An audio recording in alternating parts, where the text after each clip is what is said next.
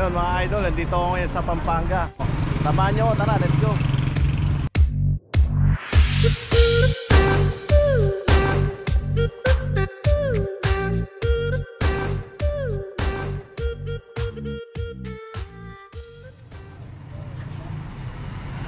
Dito meron silang ina-assemble dito na Trinks 27.5. Ayan, Majesty 100. Ayan, ito po yung mga bagong Trinks, bagong dating nila na available po dito sa kanila. Elite. Ayan, naka-turny Shimano na siya. Actually ito 3x7 speed po to. Yung RD niya naka-turny TZ na Shimano. Then mechanical disc brake sa likuran, ganun din po sa harapan. So ito ina-assemble at talaga kukunin na rin ng customer. Ayan po yung size niya, 27.5 by 2.10 po sa tire. At ang rim nito is also alloy po. Ayan po yung tsura na ninaayos pa ito mga idol. Tapos marami pa mga ibang available pa dito. Ayan, Extreme case to 29er alloy frame, tapos size 16, combo shifter saka brake. Ayan, naka 3x8 siya.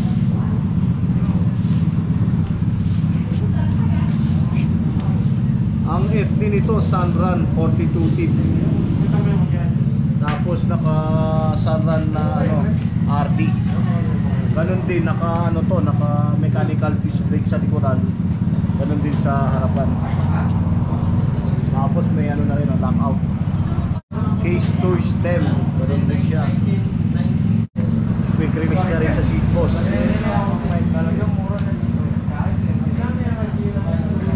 Size 29 to mga idol. Naka CST all terrain 27 TPI. Pang 29er talaga yung nito. Size ng gulong 29 by 2.10. Available po yan dito sa store nila. Ito yung Dolphin 2.0. Ayan, unboxing. Galing lang dito sa box na to. So ito yung kulay niya, kulay green. Uy, naka na pala siya, turny Shimano.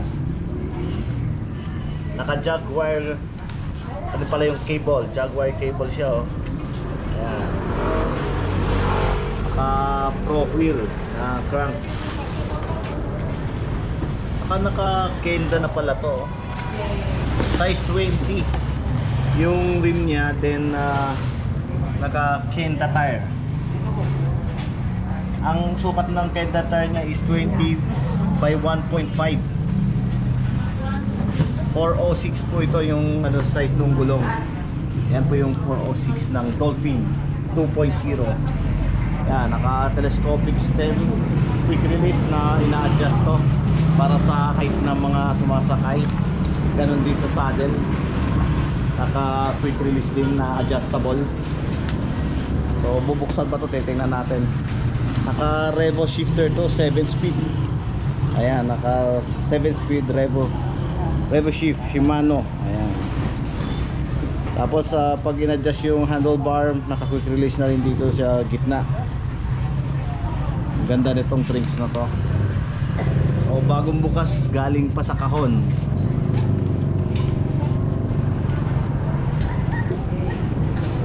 Tapos naka mechanical disc brake sa harapan, ganun din sa likuran. May reflectorized light dito sa harapan niya mismo. Ayan, tingnan natin. Ayan, naka quick release na pala siya sa harapan.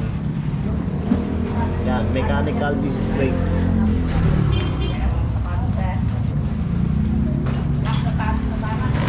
Size 20.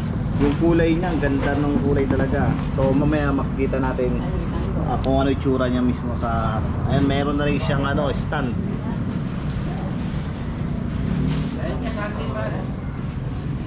Ayan. Trinks 2.0. Ayan ganun din. Yung alloy na rin yung seat post by Trinks. Tapos yung saddle, kung mapapansin nyo, ganun din Trinks. 2.0 alloy frame.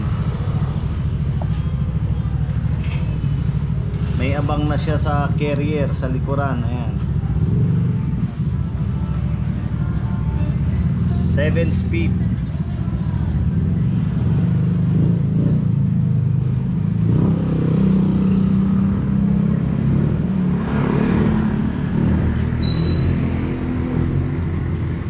Available na po dito sa store nila ngayon ang Trinks 2.0.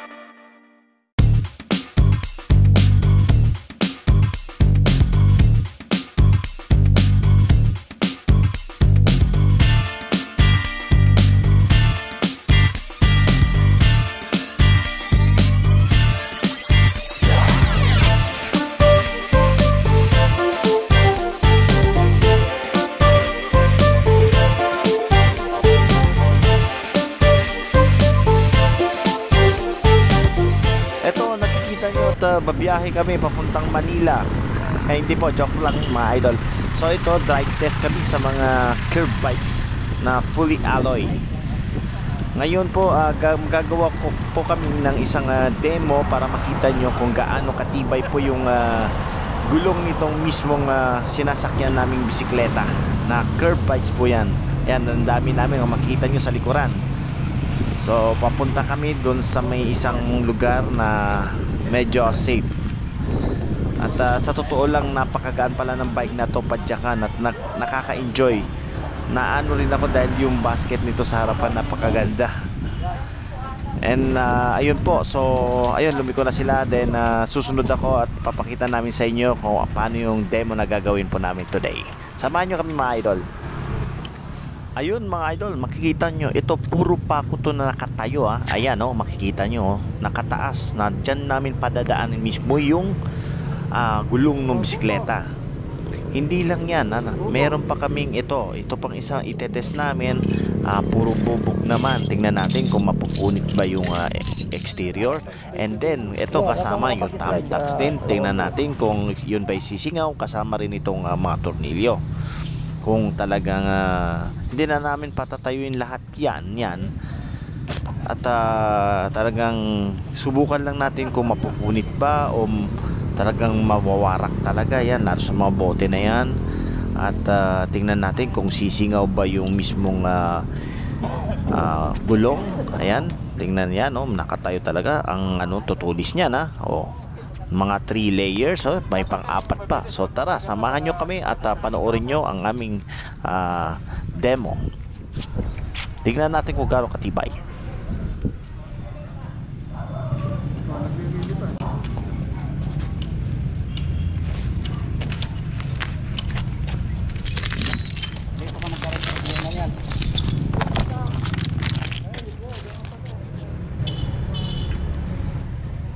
Sige, diretso mo lang. Sige.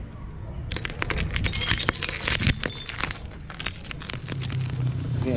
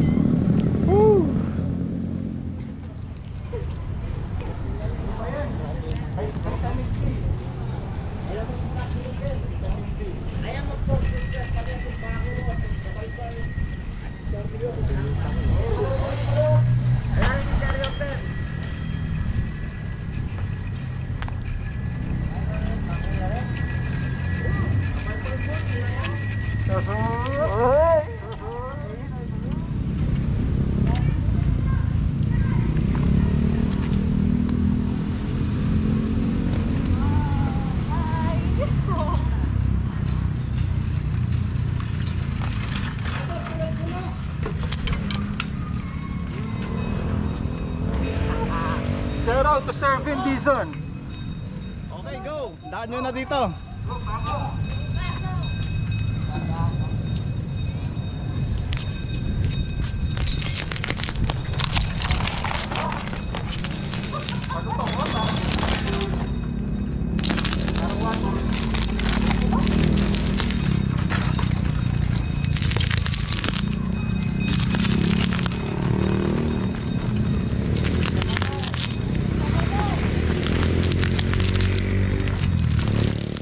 Kung narinig nyo mga idol, napakalutong talaga nung yung mga tunog nung bote, pako, talagang umaano siya dun sa gulong. Saka yung gulong niya talaga, dito kung makita yung gulong na napakatibay. So ayan, pakinggan nyo, napakalutong.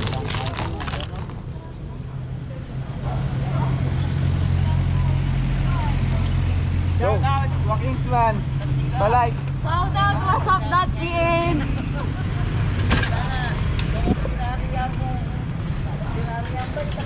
Uy!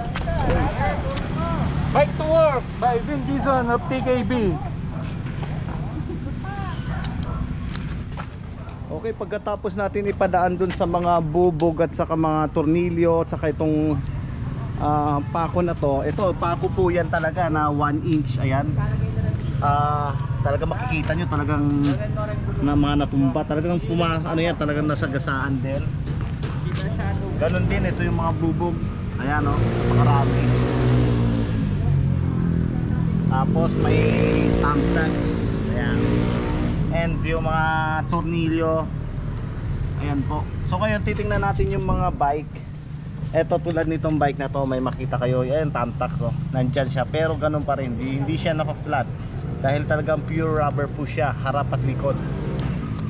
And then tingnan natin yung mga ibang bike. Kung meron man mga crack, ayan, mapapansin nyo. So ayan, titingnan natin kung may mga damage. So wala ako so far nakikitang damage. Ito lang ang yung naiwan lang yung tamtax talaga, pero intact pa rin mismo yung rubber niya. Ito, parang walang nangyari, ganun din. Ayan tamtax lang po, nakabaon siya, pero hindi po siya na mapa-flat. Dahil pwede po tanggalin talaga yan. Tulad yan, ayan. Ayan po mismo. So, ganun katibay po mismo itong gulong nitong bike na to. So, yung the rest, parang walang nangyari talaga. Ayan po. Ang perfect po talaga rito sa mga bike na to ay paggamit for bike to work talaga. Ayan po, bike to work. Ayan, perfect na magagamit ko. No hassle na po yan. Talagang naka drum brake, naka single speed ko lahat. Drum brake sa record. Tapos iba't ibang klase rin pala ang mga model nito. Merong caliper brake. Tapos yung may model din na bago nito na papakita ko na rin sa inyo na nakaano na siya mismo. Drum brake din sa harapan. Yun yung pinaka class A mismo. By categorize, papakita ko po sa inyo mismo yung mga categorize mo mismo ng mga bike. Ito po yung demo namin mismo sa mga bike na to, para makita rin po na lahat na talagang hindi po basta-basta nasisira yung gulong nitong curved bike na to. Saka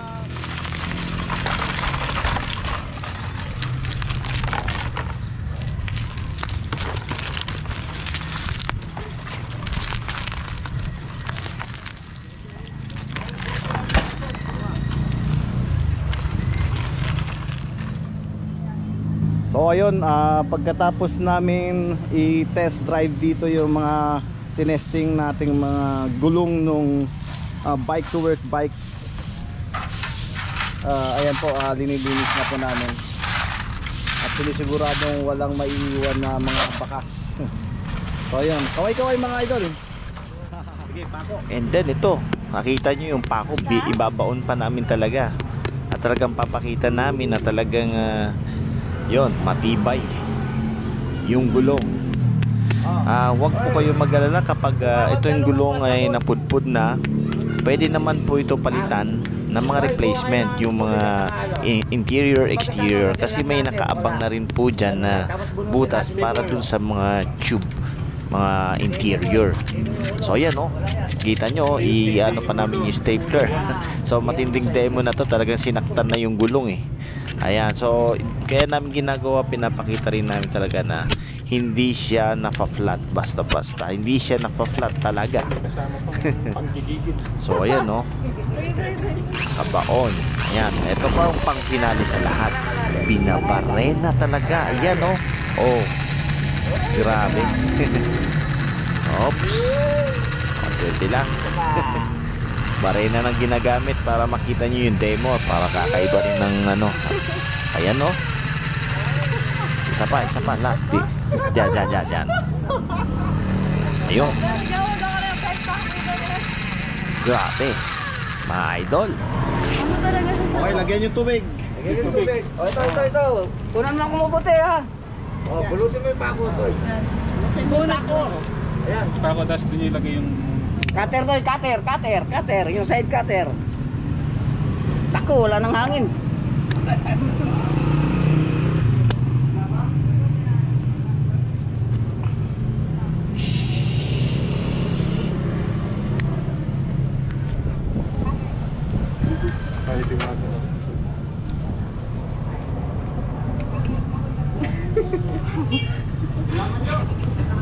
Sana, pinagtyaga na.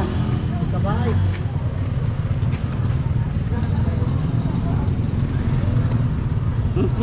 Madidisgrasya tayo dyan.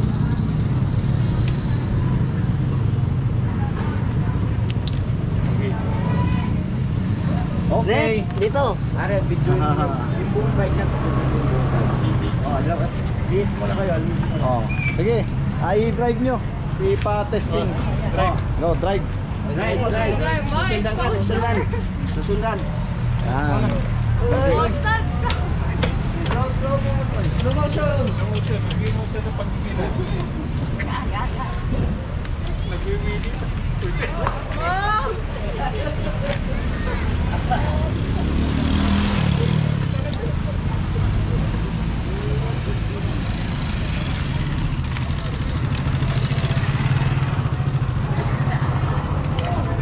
Model.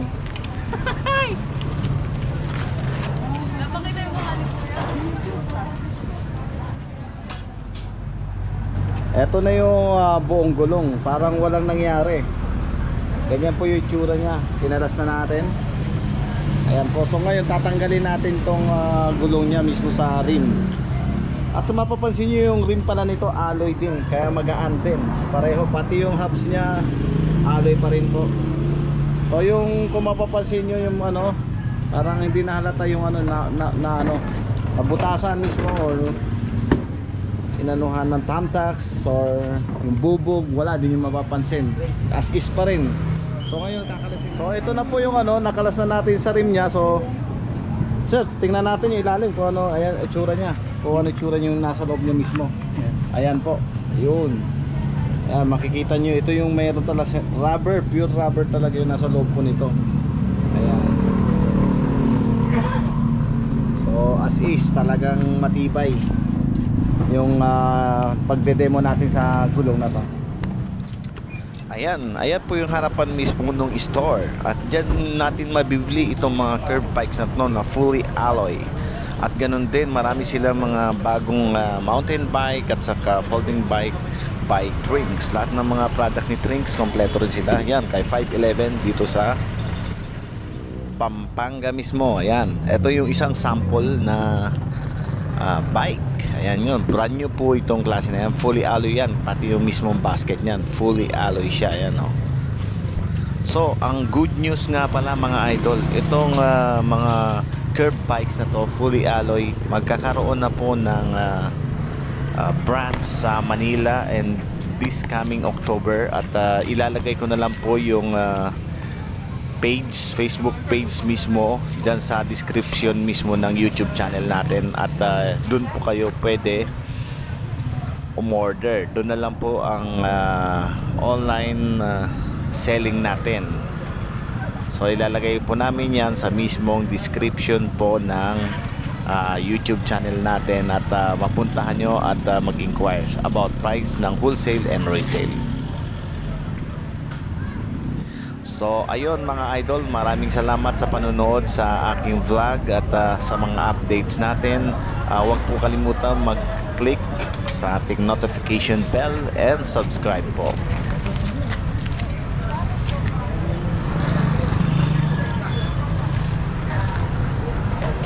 Ito yung isa pang, yung ano pala, kapag magpapalit ng gulong, talaga meron pong abang dito na lagyan ng tube interior. May butas po yan eh. Ito, napakita ko po sa inyo. Ayan po. So ready na po siya. So ito yung binuksan ko, brand new po ito. Alloy yung rim. Ayan po. So yun, maraming salamat sa panonood mga idol. Keep safe, ride safe, and God bless. Mabuhay!